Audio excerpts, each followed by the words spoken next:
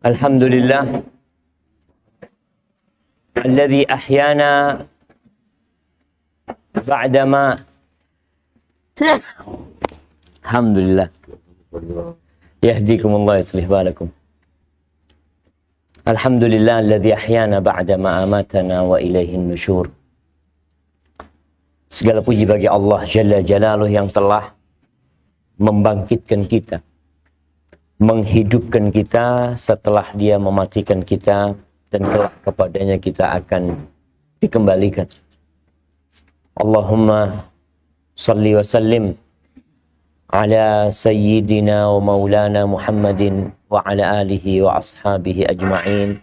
Ya Allah, semoga salawat dan salam, berkah dan nikmat senantiasa Engkau curahkan untuk hamba kekasih-Mu, untuk baginda Nabi kita Muhammad alaihi salatu wassalam, untuk keluarga beliau, untuk istri-istri beliau, untuk putra-putri beliau, dan untuk seluruh sahabat Nabi.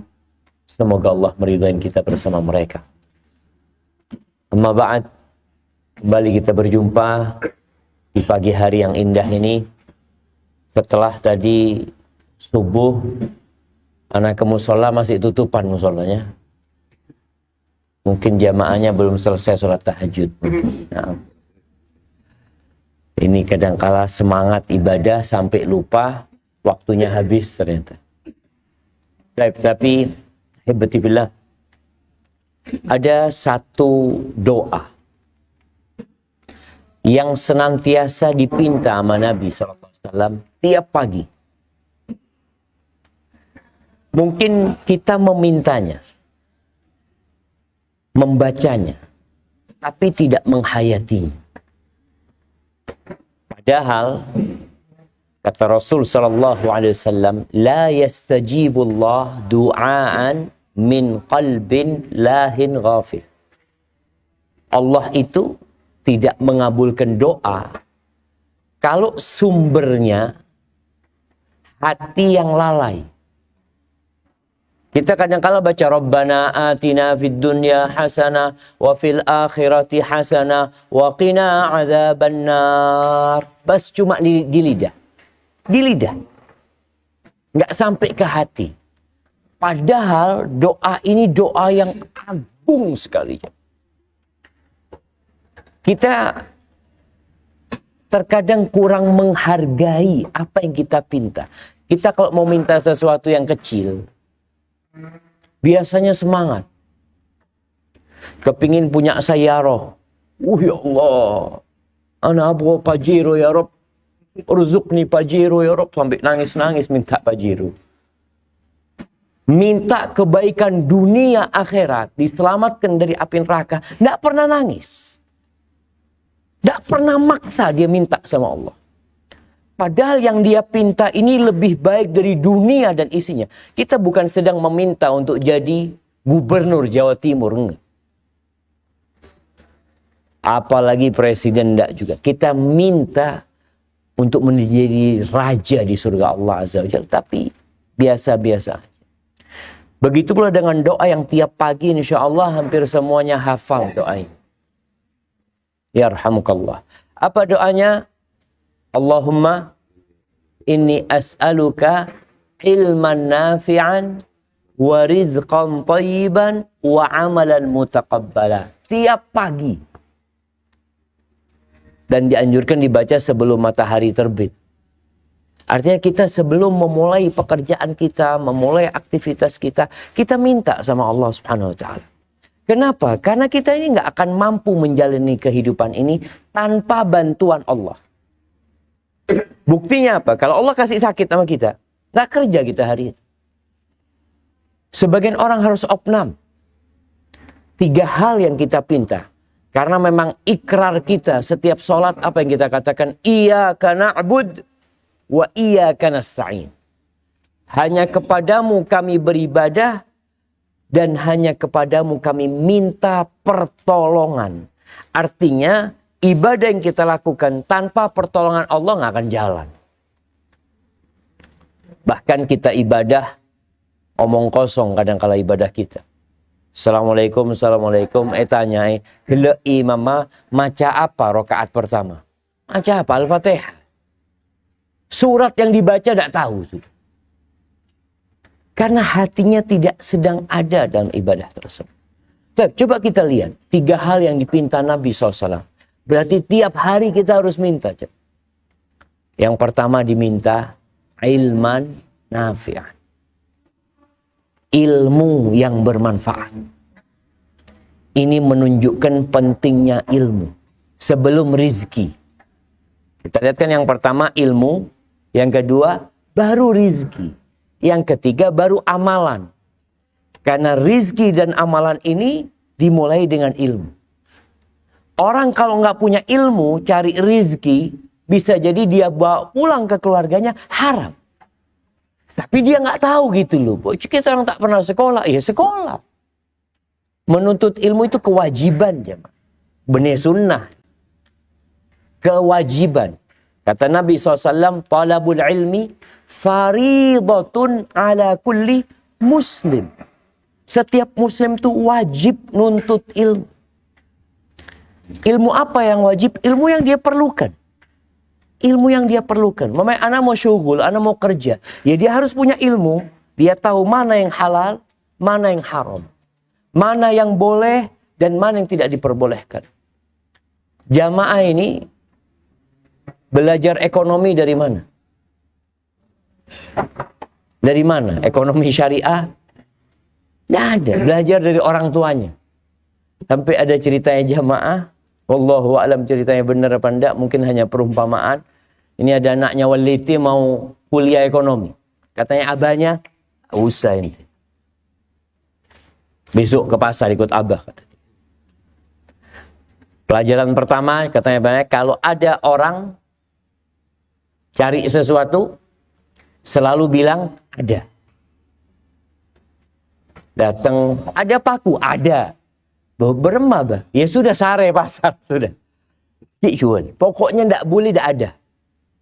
Selalu ada.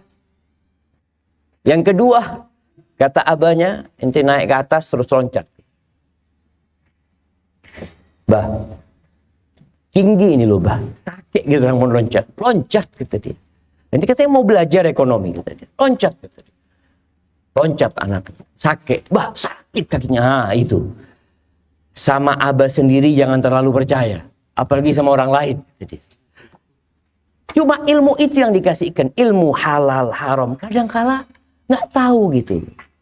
Makanya banyak sekali jamaah itu terjebak dalam riba. Karena merasa nggak apa-apa gitu.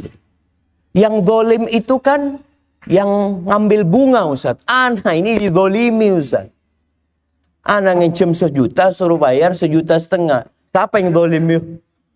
Kan orang itu yang zalim. Padahal Nabi SAW mengatakan, la'anallahu akilar riba wa mukilahu wa katibahu wa syahidai. Dilaknat sama Allah. Siapa? Yang makan riba. Tadi yang ngambil keuntungan itu dilaknat. Wa mukilahu. Seabrik keuntungan itu dilaknat juga. Yang nulis dilaknat. Yang jadi saksi dilaknat. Hum sawa. Pada tapi. Ini kan nggak bisa kalau kita nggak belajar. Kita kalau pakai logika, kita kalau pakai perasaan, munculnya orang itu yang mendolimin anak. Padahal transaksi terjadi karena ada kedua belah pihak. Kalau nggak ada antum, ada riba. Nggak ada. Ini kan gara-gara antum yang mau dengan sistem tersebut. Oleh karena itu Umar bin Khattab radhiyallahu anhu itu sering ke pasar. Dia yang mengatakan kepada pedagang-pedagang, tafaqahu. Kalian belajar loh. Belajar fikih. Fikih muamalat, fikih perdagangan. Belajar. Kenapa? Kalian kalau nggak belajar bisa jadi terjebak dalam riba, nggak sadar. Karena memang nggak belajar. Maka di sini pentingnya ilmu. Allahumma inni as'aluka ilman nafi'an. Setelah kita minta, apa kemudian ilmu itu datang? Al-ilmu bitta'allum. Kata Nabi, ilmu itu dengan belajar. Artinya kita minta sama Allah supaya dikasih semangat belajar. Dimudahkan belajar ilmu. tapi kita perlu berusaha. Pertanyaannya, kita setelah membaca doa itu ada usaha untuk dapat ilmu enggak? Allahumma inni as'aluka ilman nafi'an wa rizqan thayyiban wa amalan mutaqabbalan. Mari sopu tedung. Bacaan minta ilmu, minta rezeki, minta amalan. Mon orang tedung apa pas jaga pinter. Alhamdulillah. Tidak ada jemaah. Perlu ada usaha. Makanya kalau anak-anak mungkin belajar di pesantren, alhamdulillah. Tapi sudah yang sebe-sebe gini, belajar di mana? Ya belajar di masjid, cari majelis ilmu. Alhamdulillah, sekarang ada media, ada YouTube. Anak mau belajarlah. Nasihat anak kepada semuanya, paling enggak belajar juz amma. Tafsir juz amma. Kita ini ilmunya bertambah enggak jemaah?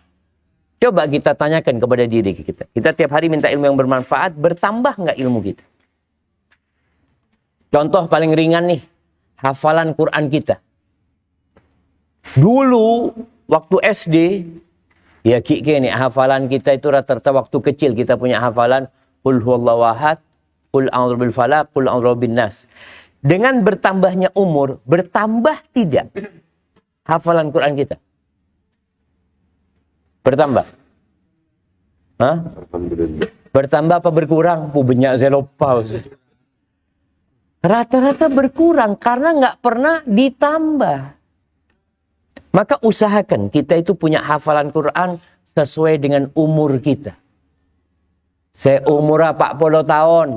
Hafalannya 40 surat. Yang umurnya 50 tahun. Hafalannya 50 surat. Apa nggak bisa tiap tahun satu surat? Setahun ini. Mon epon duk itu nak gana sehari satu surat.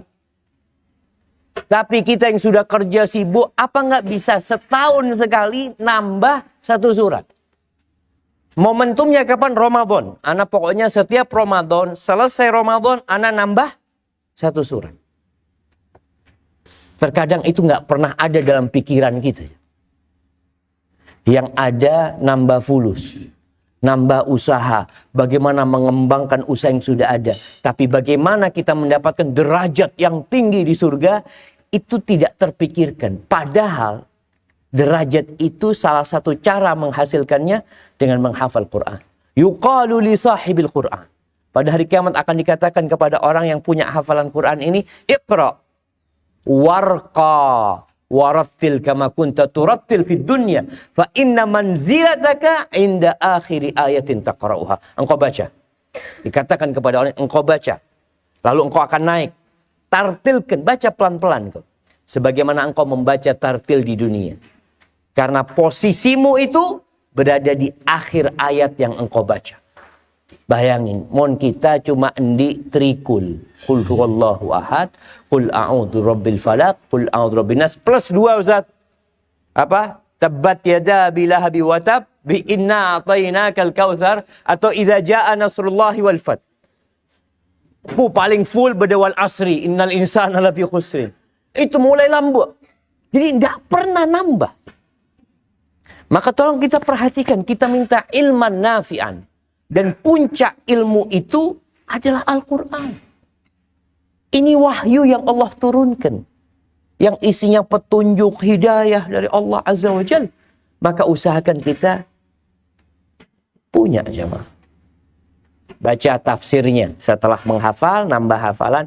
Baca tafsir juz amma. Paling enggak semuanya punya lah jemaah. Tafsir juz amma ada punyanya Ibnu Katsir. Ada Ustaz Firanda juga punya tafsir kecil juz amma. Itu jadi bacaan untuk menambah ilmu kita. Apalagi dikatakan jarang pengajian di sini Ustaz.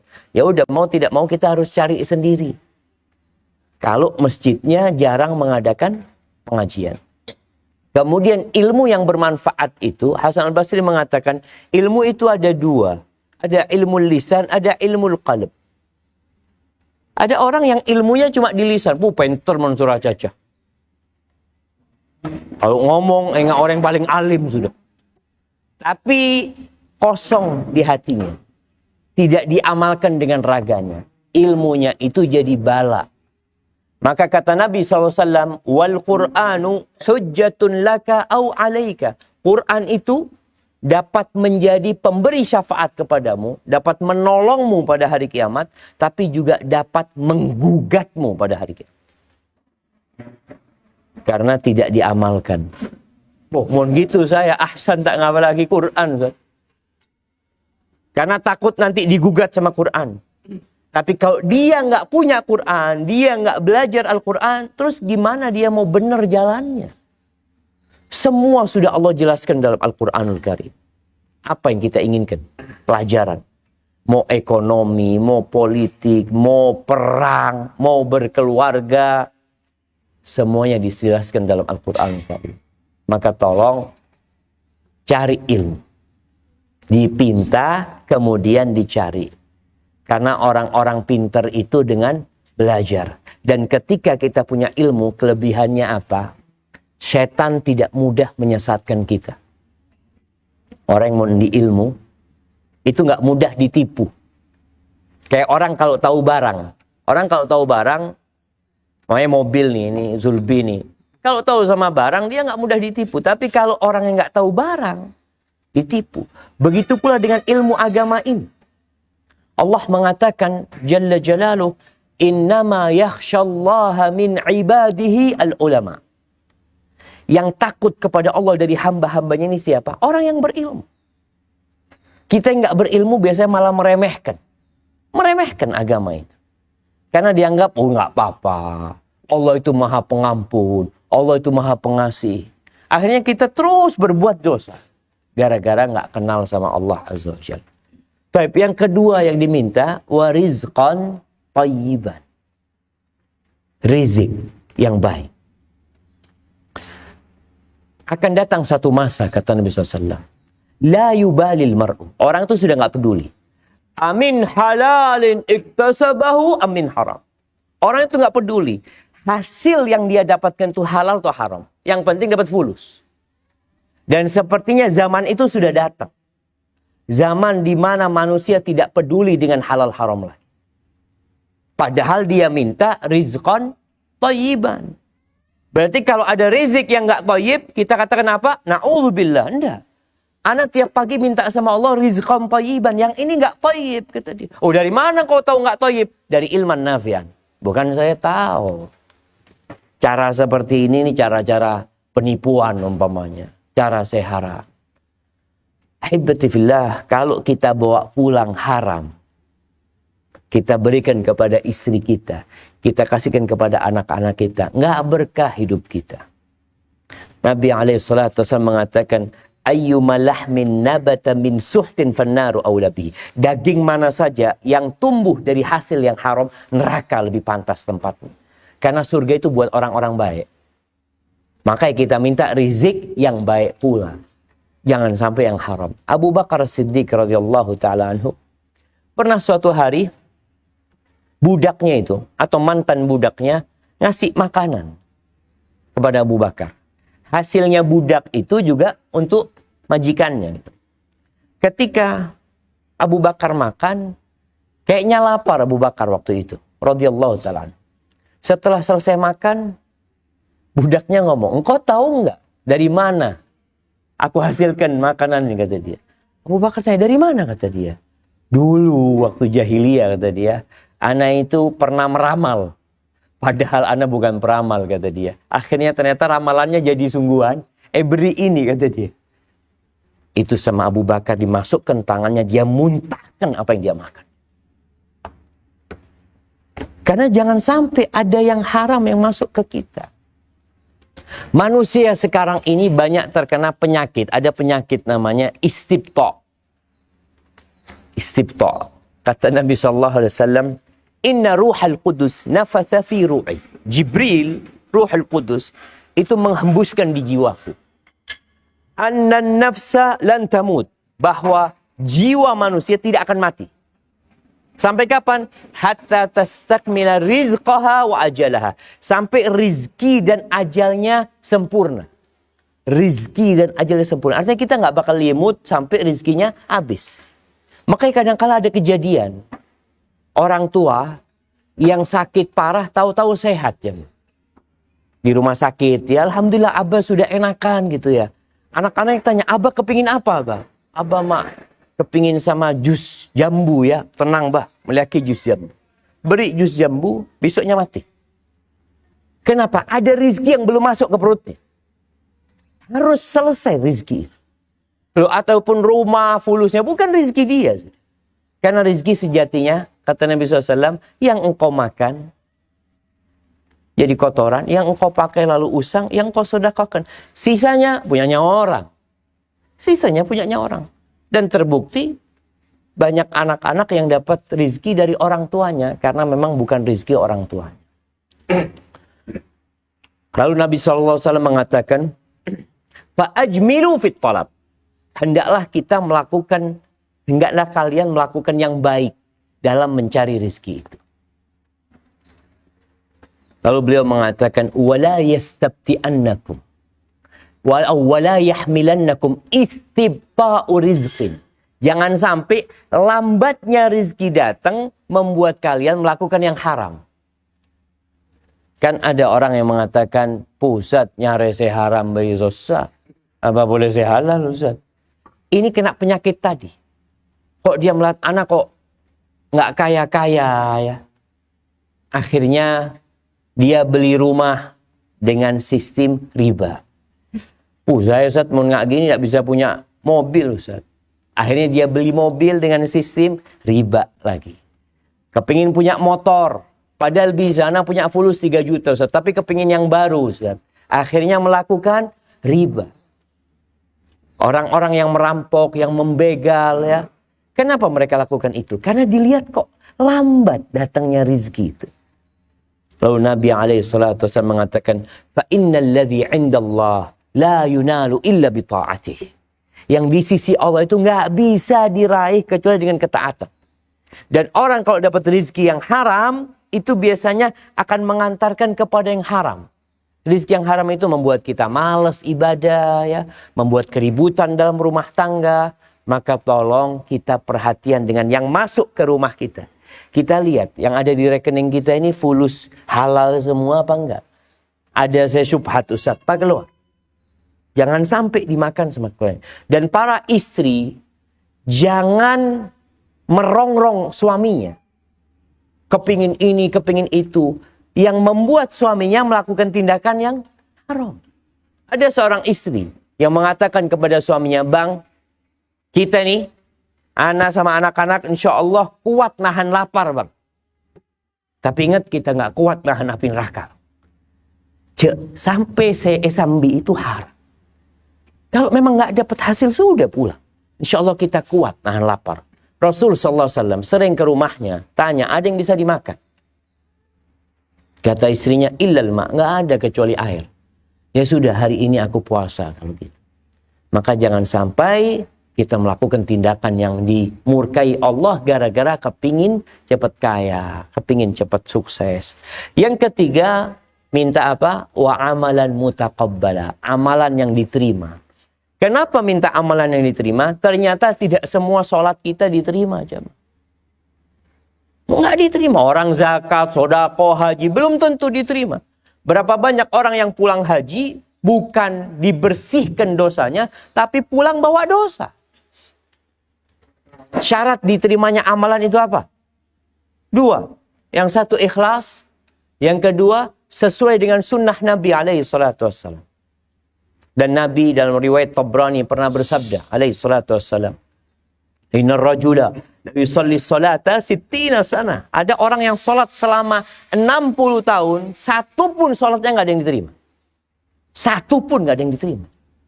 Maka kita perlu takut selesai sholat, apa yang kita lakukan? Astagfirullah, astagfirullah. Kita minta ampun, baru selesai sholat padahal. Bukan habis berbuat dosa. Tapi karena memang tadi ada kekurangan dalam ibadah kita. Kita perlu minta agar dikasih amalan yang diterima. Nabi Ibrahim sama Nabi Ismail yang dibangun apa? Bukan rumah. Ka'bah, Baitullah. Apa doanya? Rabbana Taqabbal minna innaka antas sami'ul alim. Ya Allah, terima dari kami ya Allah. Nih Nabi takut gak diterima. Minta sama Allah supaya diterima. Terus kita merasa sudah diterima amalan kita. Kalau Idul Fitri selesai 1 bulan Ramadan kita beribadah puasa, apa doanya? Taqabbalallah minna minkum. Sebagian kita baca taqabbalallahu minna minkum tak tahu artinya apa. Kalaupun tahu, dianggap bukan doa, sekedar ucapan selamat. Padahal artinya semoga Allah menerima. Gimana kita nggak senang didoakan jemaah agar diterima? Maka 3 hal ini harus kita pinta tiap hari, dan ingat mintanya dengan hati, bukan dengan lisan. Masya Allah, beda saya tedung sudah jemaah. Baik, barakallahu fiik. Itu yang dapat Anda sampaikan. Kurang lebihnya mohon maaf. Kalau ada pertanyaan, Anda persilahkan. Nah.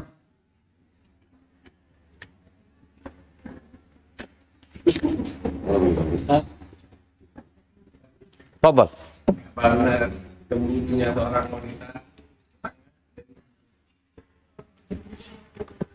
Cemburunya seorang wanita setengah dari akalnya. Apa maksudnya? Ketika cemburu. Ahibati fillah. Iya. Sebenarnya cemburu ini sifat yang mulia. Cemburu itu sifat yang mulia. Khususnya dari para lelaki. Kalau dari perempuan, banyak kecemburuan itu yang hasud. Karena iri. Tapi sebenarnya cemburu itu wajar. Jadi orang kalau cemburu, dalam disebutkan dalam beberapa athar, orang kalau cemburu itu nggak tahu atas sama bawah. Jadi dia nggak bisa membedakan lagi ketika cemburu itu datang. Bagaimana Aisyah radhiyallahu taala anha. Maka para suami harus memaklumi ya, cemburunya perempuan ini. Ketika Nabi SAW sedang di rumahnya Aisyah, kemudian ada tamunya sahabat-sahabat. Ya kita tahu rumahnya Nabi kan cuma 1 petak gitu, 1 kamar gitu. Ketika lagi bersama para sahabatnya, ada istri Nabi yang lain yang kirim makanan. Itu sama Aisyah ditampel jamaah, geger pecah. Makanan itu semburat. Apa yang dilakukan Nabi SAW? Nabi itu ngumpulkan makanan itu sambil mengatakan, gharat ummukum, ibunda kalian lagi cemburu. Nggak dimarahi sama Nabi SAW. Karena itu hal yang wajar. Seperti badai yang datang, habis gitu pergi. Jadi kondisi perempuan seperti itu. Kalau dikatakan setengah akalnya hilang, ya bisa jadi. Karena perasaannya menutupi akalnya. Tapi Nabi SAW bagaimana menyelesaikan masalah? Ini yang namanya manajemen konflik. Jangan sampai akhirnya zaat nih Harim. Nabi mengambil piringnya Aisyah, diberikan kepada pembantunya, kembalikan kepada istri yang satunya. Jadi supaya tidak terjadi keributan. Jadi kecemburuan itu wajar. Para suami yang tidak cemburu, the youth. Laki-laki itu cemburu sama umminya. Cemburu sama kakaknya, cemburu sama adiknya, cemburu sama keponakan. Ketika dia lihat punya keponakan Harim kok lagi ngobrol sama Rejal, tumbuh cemburu. Siapa Rejal ini? Gitu. Bukan istrinya. Gitu. Kecemburuan dia itu lillah. Maka kalau suami hilang, laki-laki kehilangan cemburu seperti ini, ya the youth alladhi yuqirrul munkar fi ahli. Jadi seperti itu. Namun ada laki-laki yang kecemburuannya juga berlebihan. Membuat harimnya akhirnya nggak bisa berbuat apa-apa. Itu juga nggak baik. Semua yang berlebih-lebihan itu tidak baik. Iya, maksud pertanyaannya apa? Ada pertanyaan? Mewakili yang lain yang mana yang diwakili ini? Yang diwakili itu saya mana?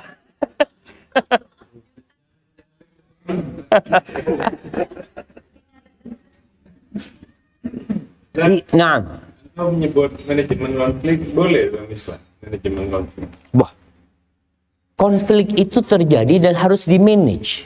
Boleh. Bukan boleh, harus di-manage. Kalau tidak di-manage ya zaat terus ya mah. Makanya Nabi SAW itu Masya Allah. ketika Aisyah ribut sama Aisyah, Aisyah ini sempat mengangkat suaranya di rumah Nabi SAW. Abu Bakar lagi lewat, dengar Aisyah ngangkat suara di atas Nabi SAW. Akhirnya ketuk rumah Abu Bakar. Tanya, Abu Bakar katanya, boleh masuk? Kata Rasulullah SAW, udkhul, masuk. Ketika datang Abu Bakar, itu Aisyah disamperin mau digampar sama Abu Bakar. Sambil mengatakan, atarfa'ina sautaki ala Rasulillah SAW. Berani-beraninya engkau ngangkat suaramu atas Nabi SAW. Itu ketika mau dipukul sama Abu Bakar, Nabi langsung menengahin. Jangan, sana ini harimnya kita orang. Walaupun anaknya Abu Bakar, akhirnya pulang. Setelah Abu Bakar pulang, Aisyah masih marah gitu. Langsung dideketin sama Nabi SAW. Engkau nggak lihat tadi aku belain engkau dari orang tuh yang mau mukul engkau tadi. Akhirnya ketawa Aisyah. Jadi dimanage, konflik itu dimanage, bukan dibesar-besarkan. Iya, bagaimana konflik itu hilang. Dan ini para wanita harus pinter juga memanage konflik. Kata Nabi SAW, ala ukhbirukum binisaikum min ahlil jannah. Kalian mau nggak aku kasih tahu istri-istri kalian calon penghuni surga? Tentu ya Rasulullah. Kata Nabi SAW, kullu waludin wadudin a'ud. Wanita penghuni surga itu adalah wanita yang penyayang. Wanita yang banyak anaknya. Artinya dia kepingin punya banyak anaknya. Kemudian yang ketiga, a'ud. Dia suka kembali kepada suaminya. Kalau disakiti sama suaminya, atau perempuan ini yang punya salah sama suaminya. Apa kata Nabi SAW? Perempuan ini akan datang kepada suaminya. Supaya konflik ini selesai gitu. Tidak tambah panjang. Dia datang, dia pegang tangan suaminya, lalu dia mengatakan kepada suaminya, la adzuku bi ghumdin hatta tarda. Aku tidak akan memejamkan mata sampai engkau ridha sama aku. Karena konflik ini harus diselesaikan. Wal khilafu syarr. Kata Abdullah bin Mas'ud, perselisihan itu jahat gitu. Nggak boleh dibiarkan gitu. Maka harus ada yang ngalah dalam rumah tangga itu. Jangan suami merasa, anak kan pemimpin. Iya, dia pemimpin. Tapi sekali-kali dia harus ngalah. Seperti Nabi ngalah sama Aisyah radhiyallahu ta'ala anha. Kemudian Abu Darda pernah mengatakan kepada istrinya. Ini manajemen konflik yang diajarkan Abu Darda. Idza ghadibtu faraddini. Kalau aku marah, engkau berusaha membuat aku jadi senang. Jangan kalau aku marah, engkau marah juga. Kadang-kadang perempuan merasa bahwa benar saya salah. Akhirnya ribut jemaah. Ini bukan masalah menang dan kalah.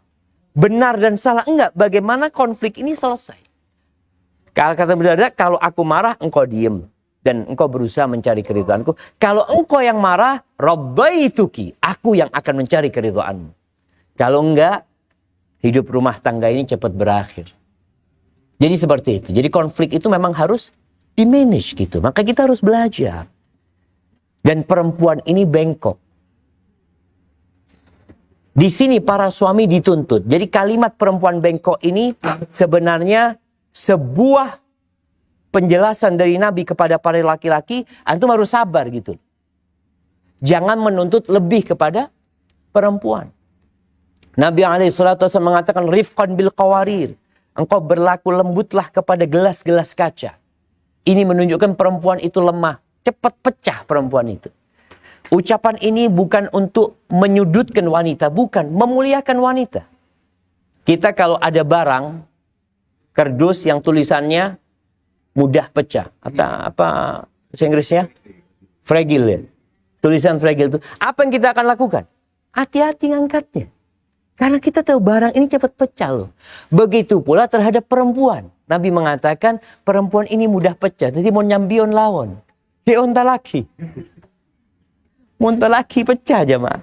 Jadi seperti itu. Jadi konflik itu harus di-manage dan tidak boleh dibiarkan gitu loh. Barakallahu fiik. Nah. Bagaimana? Sarapan belum datang jemaah, tenang.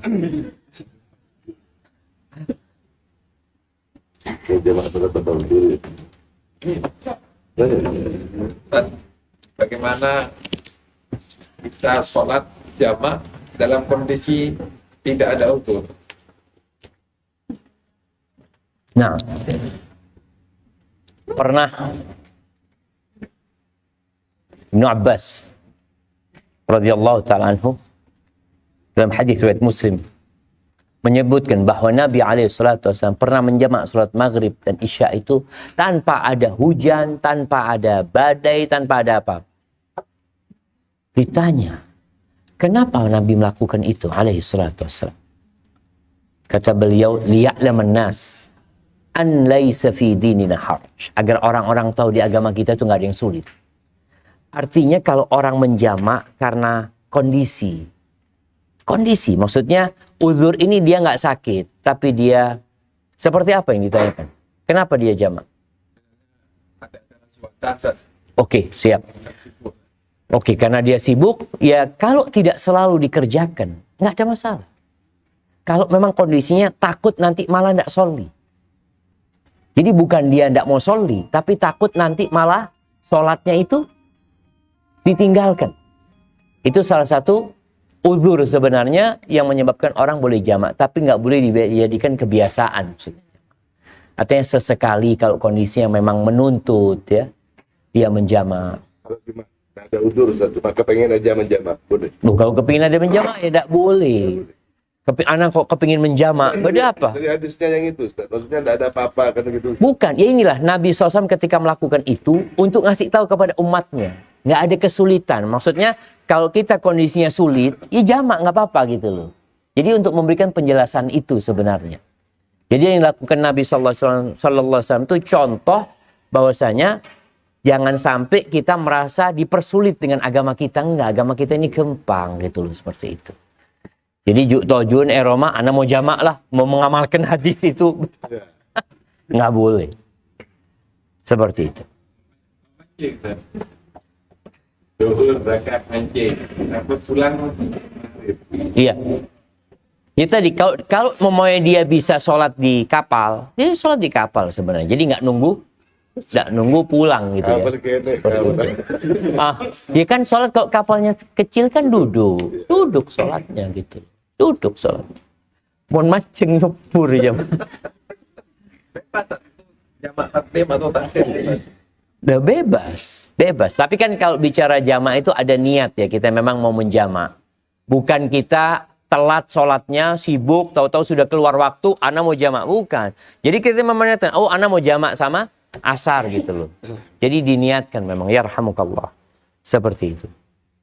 Jadi kalau yang naik perahu ini juga perlu jamak. Anak kesian sama para nelayannya. Kayaknya mereka jarang dapat sentuhan agama. Salah satu yang berkaitan dengan sholat. Karena kalau nggak sholli mereka itu. Kesian mereka. Udah hidupnya susah. Dan nasihat anak kepada yang punya anak buah. Kadang-kala kita ini punya anak buah. Kita berdakwah ke orang itu fardu kifayah. Tapi berdakwah kepada keluarga kita, kepada pembantu kita, kepada yang menjadi anak buah kita, itu jadi wajib loh. Kita melihat dia nggak sholli, jangan didiamkan.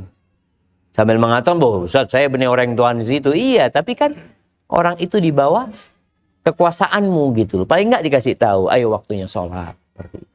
Jangan dibiarkan. Karena sebagian kita itu hanya memanfaatkan tenaga mereka. Ya, beri fulus selesai. Padahal kita bisa berdakwah kepada mereka. Barakallahu fiik. Nah, kalau pembantunya nggak mau sholat, ya pilihannya kalau kita bisa cari pembantu lain, kita cari pembantu lain. Tapi kalau nggak ada Ustaz, ya kita sudah selesai tugas kita. Wa ma 'alaika illal balagh. Tugas kita kan cuma menyampaikan. Kita sampaikan, kita kasih nasihat. Begini, kadang-kala kita salah cara nyuruh sholat orang itu. Gimana caranya? Ayo sholli. Ya dia nggak sholat. Tapi kalau kita kasih penjelasan kepada dia, kenapa kita sholat sih? Kita hidup nggak lama di dunia. Jadi imannya yang perlu ditumbuhkan terlebih dahulu kepada hari akhir. Bahwa semua kita akan tinggalkan. Kalau di kuburan itu apa yang kita bawa? Ketika sudah mulai tumbuh imannya baru disuruh sholat. Cuma disuruh ayo sholat. Apa gunda abejengnya maaf. Jadi perlu ada proses sebagaimana supaya dia mau sholat gitu. Seperti itu. Barakallahu fiik. Dan kalau bisa kita pecat, ganti yang baru. Anak pernah Pasuruan, ada satu jamaah punya usaha itu, Masya Allah, aturannya jelas jemaah. Nggak sholat sekali, mereka sholat berjamaah. Jadi ada kasih CCTV pabriknya itu. Nggak sholat sekali, SP1. Nggak sholat 2 kali, SP2. Nggak sholat 3 kali, silahkan cari kerja di tempat lain. Jadi ketika masuk kerja, itu sudah dikasih penjelasan. Kita punya aturan seperti ini. Maka di tempat kerjanya ditulis utamakan sholat dan keselamatan. Kan kebanyakan proyek-proyek itu tulisannya utamakan keselamatan. Kan? Nggak ada utamakan sholat. Yang penting selamat gak ada. Ditulis utamakan sholat dan keselamatan. Tapi ada kondisi yang memang orangnya Ustaz, kalau ana nggak pakai mereka, nggak kerja Ustaz. Contoh di Jember. Itu ada salah satu pemborong, dia ngatakan kepada pekerjanya, yang nggak sholat, nggak usah masuk kerja. Nggak masuk jemaah. Jadi bukan akhirnya dia sholat, akhirnya nggak masuk. Proyek tak ini seperti itu. Jadi kadangkala cara kita memang ya hidayah di tangan Allah jemaah. Kita berusaha untuk memberikan penjelasan kepada mereka. Barakallah. Nah, Apakah ada jaminan bisa tinggal di malam Jumat bebas dari siksa? iya. Jadi ini pertanyaannya tentang yang meninggal dunia malam Jumat atau hari Jumat. Hadisnya ada. Dan hadis itu disahihkan oleh Syekh Albani rahimahullahu ta'ala. Tapi diperselisihkan juga oleh para ulama yang lainnya. Namun ketahuilah bahwa hari itu bukan penentu husnul khotimah. Tapi amalannya sebenarnya. Innamal a'mal bil khawatim. Amalan itu tergantung penutupnya. Kalau ada orang nggak soli mati malam Jumat. Beremah. Oh husnul khotimah. Tak abejeng. Umpamanya ada orang. Ya Ramadan nggak puasa. Juga dia minum. Mati malam Jumat. Karena malam Jumat itu yang mati hampir semua orang gitu loh. Kalau yang mati itu orang soleh, di sini kita berharap husnul khotimah. Ya Allah, mudah-mudahan ini termasuk yang husnul khotimah. Tapi kalau orang itu tidak soli, ya kita nggak bisa katakan husnul khotimah. Kesian orang ini. Bukan masalah hari Jumatnya, tapi dia mati dalam kondisi tidak sholat. Jadi kalau yang mati keluarga kita orang yang baik, maka kita berharap husnul khotimah. Mudah-mudahan dapat hadis Nabi tadi yang dia diselamatkan dari fitnah kubur, seperti itu. Mati COVID, husnul khatimah, dapat pahala syahid. Kalau dia mati dalam kondisi beriman kepada Allah. Karena sering kena COVID ini, orang kafir kena COVID, mati ya. Semua orang kena gitu loh. Jadi bukan hanya orang beriman. Tapi kalau orang beriman ini kena COVID, ya kemudian dia bersabar, dia berharap pahala sama Allah, disitulah insya Allah husnul khatimah dan dia dapat pahala orang yang mati syahid. Orang yang mati tenggelam, itu syahid. Beremah mau nelayan mati tenggelam tak abejeng. Jadi ingat tetap ukurannya adalah amalan dia. Jadi yang tadi disebutkan itu tanda-tanda ya untuk ya kita berbaik sangka ketika orang meninggal dalam kondisi tenggelam ya. Ada orang naik perahu tahu-tahu kayak kejadian di mana? Bengawan Solo kalau nggak salah. Yang nyebrang perahu balik itu kemudian hilang orang-orang tersebut. Kalau orang-orang soleh kita berharap semudah-mudahan itu husnul khatimah.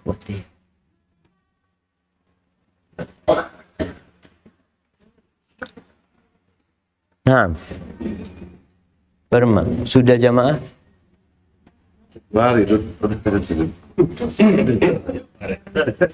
Ya. Makan hidangan acara kita sama hidangan dari Syiah. Nah, mari benar. ini masalah tak hadir baru. Ada jurput. Iya.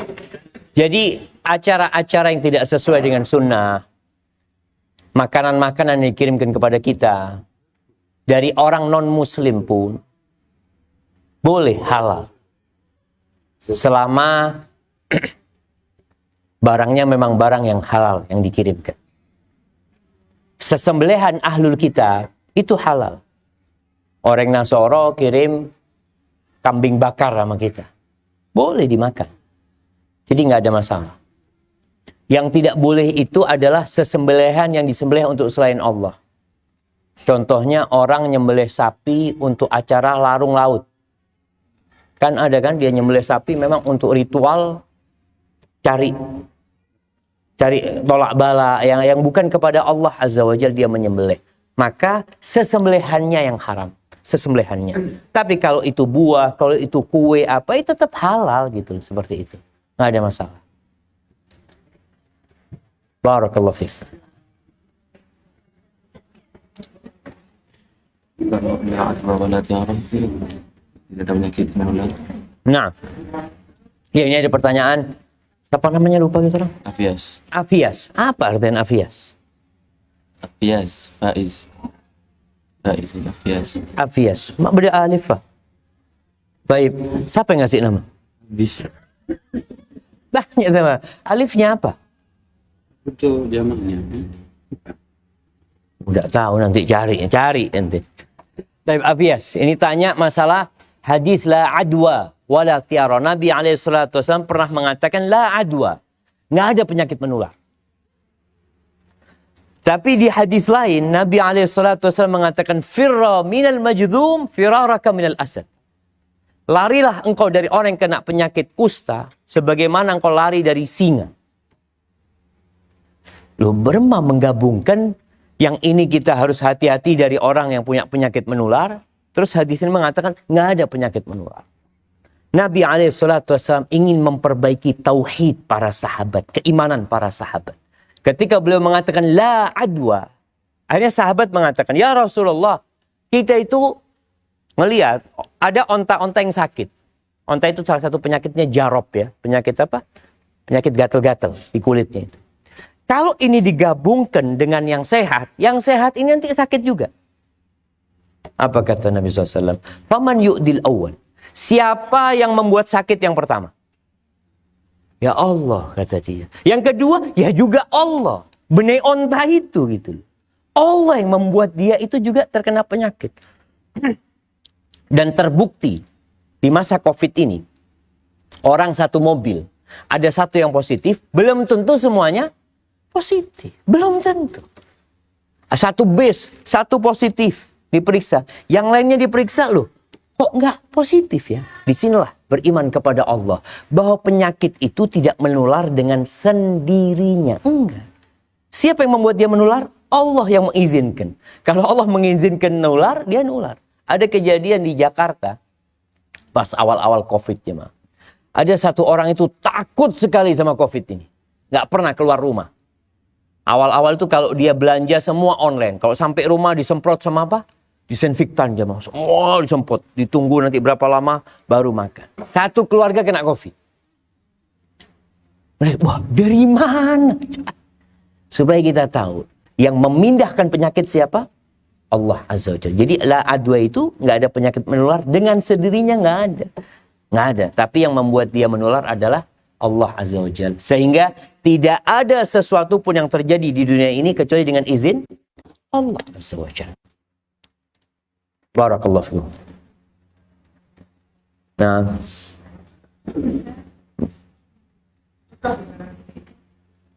Iya.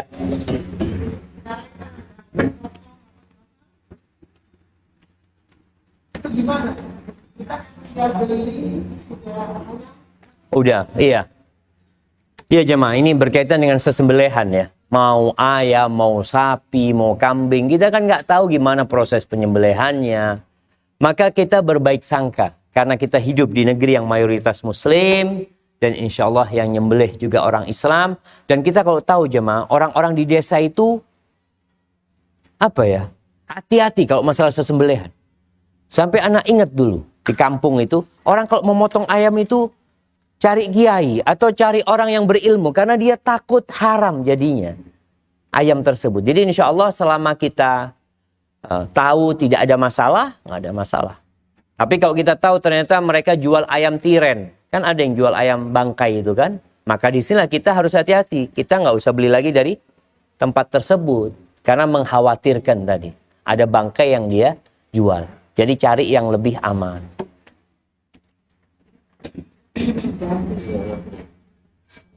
Nah, Bir. Ada yang mau ditanyakan?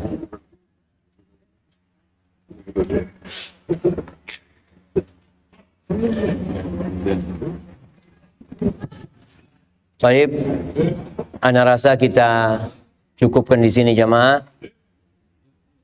Kenapa?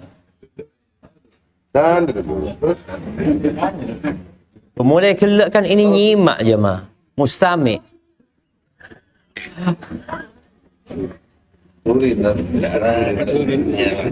Pada mak, mau dikasihkan mic-nya. Fadal.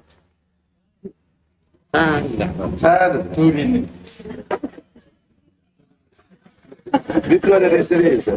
Siapa? Ada restri. Mana di sana? Apa Ridha? Bintu, Masya Allah. Tiap hari nangis, Ustaz. Kepikiran. Masya Allah. Setiap hari kepikiran. Kenapa? Pokok dia anak di sana. Tidak, insya Allah. Ya.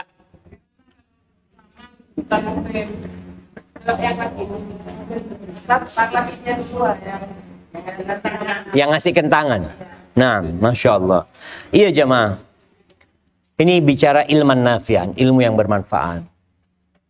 Ana waktu pulang dari pondok dulu, kan nggak mau salaman sama harimnya Ammi apa kiri. Ini amatinya gitu loh. Hanya karena kiri salaman boleh kita. Ilmu itu yang membuat kita jadi tahu mana yang boleh dan mana yang tidak boleh. Maka kata Ibnul Qayyim rahimahullahu ta'ala, kesempurnaan manusia itu dengan dua hal. Yang pertama ilmu yang dengannya dia melihat jalan yang baik sama yang buruk. Yang kedua semangat untuk mengamalkan. Karena ada orang endi ilmu tapi tak amal lagi. Karena nggak punya semangat. Bicara salaman dengan selain muhrim, subhanallah. Nabi kita Muhammad alaihi salatu wassalam. Itu orang yang hatinya paling bersih. Nabi Muhammad SAW. Pernahkah Nabi itu salaman? Bayangin ya gimana harim-harimnya sahabat itu kepingin pegang tangannya Rasul SAW. Berkah tangannya Nabi ini jamaah. Tapi kata Nabi SAW, Inilah usafihun nisa. Aku tidak berjabatan tangan dengan perempuan. Maka beliau kalau membaiat wanita, kalau datang orang masuk Islam, orang berbaiat kepada Nabi, itu disalamain sama Nabi SAW. Kecuali perempuan. Kata Aisyah radhiyallahu ta'ala, Nabi itu membaiat para wanita dengan apa? Bil lisan, bil kalam. Tidak dengan tangan. Maka siapa yang paling pantas kita contoh? Ya maaf, ya Rasulullah sallallahu alaihi wasallam. Ada sebuah hadis yang mengatakan la ayyut ana fi ra'si ahadikum bimikhyatin min hadid. Ditusuknya kepala kalian dengan jarum dari besi itu lebih baik daripada menyentuh perempuan yang enggak halal bagi dia. Jadi kalau memang bukan mahram ya, tadi kalau ada laki-laki yang mengulurkan tangannya kita katakan afwan, barakallahu fiik, bermakafir. Supaya dia tahu kita sudah enggak salaman lagi sama yang non mahram gitu loh. Terus apa pentingnya? Mun lambuk nak kana pondok itu seneng salaman bi harim puh. Tanang alos dia. Astagfirullah. Ya sudah, ada setannya di sana itu. Dan terkadang jamaah kita dianggap sombong. Sombong tak ndak salaman. Wah subhanallah, COVID-19 kemarin itu orang itu takut salaman. Jangan sama harim, sama rejal tak salaman. Alaf. Karena takut. Apa kita nggak takut sama dosa? Kemarin takut sama COVID. Sekarang takutnya sama dosa seharusnya. Lebih menjaga hati juga tatkala kita tidak bersalaman dengan perempuan. Iya, barakallahu fiik.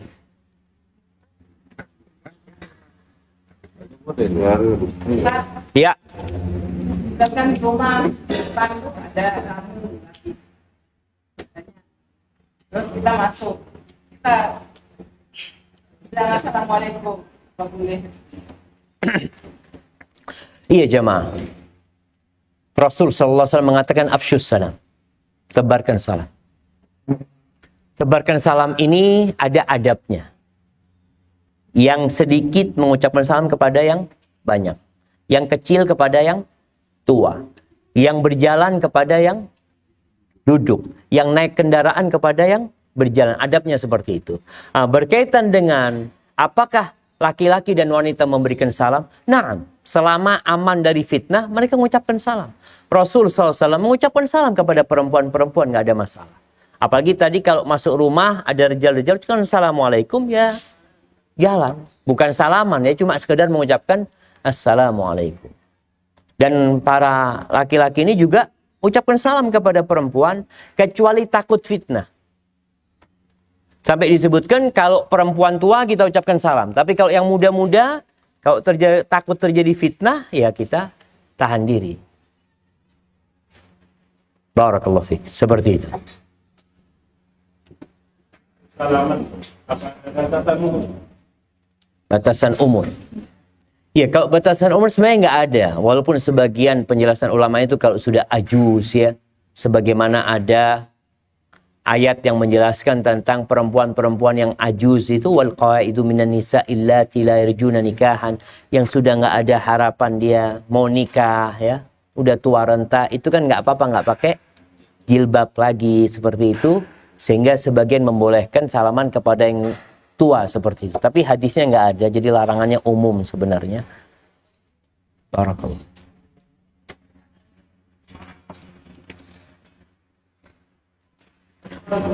Baik, kayaknya kita tutup, kita siap-siap untuk sarapan.